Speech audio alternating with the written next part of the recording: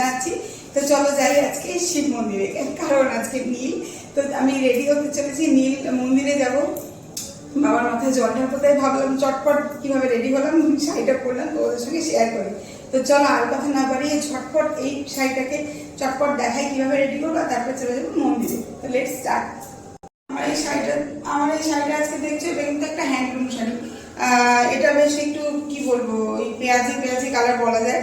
তো first of all যেটা করবো সেটা হচ্ছে নিজের লেন্থ অনুযায়ী সাইডে বুঝবো। নতুন শাড়ি পরার ক্ষেত্রে একটা কাজ করতে পারো, যেটা কিন্তু একটু নতুন যারা তাদের জন্য সুবিধা হয়। এই যে কর্নারটা আছে, কর্নারে একটা গিট বেঁধে নেবে, তাতে কি হবে, এই কর্নারটা হাইট একটু উঠে গেল উপর দিকে।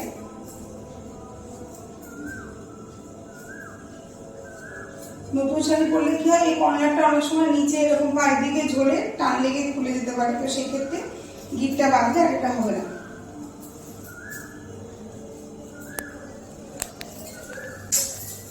এটা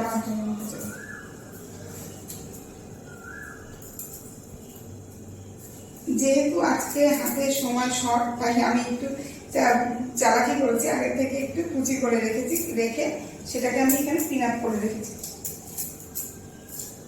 এই যে কুচিটা করে পিন করে রেখেছি, যেহেতু আজকে আমার হাতে টাইম শর্ট।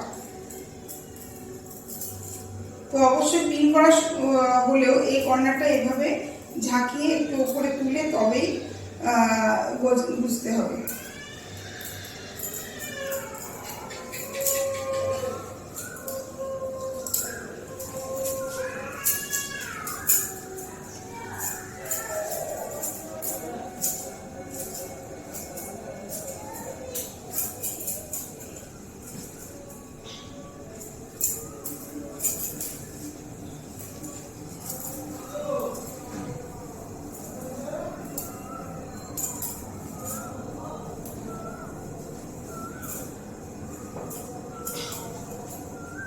এবার আমার লেন্থ বুঝে আমি এখানে পিন করব।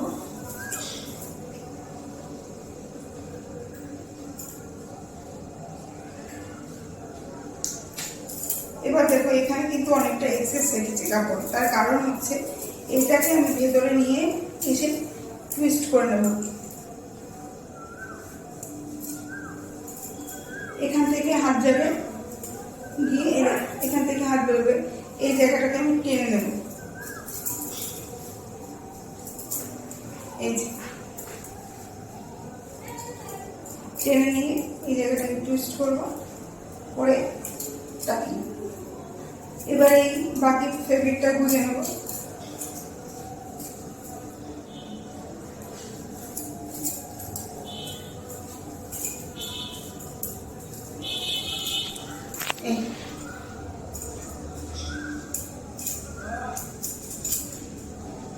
সব কমপ্লিট হয়ে গেল,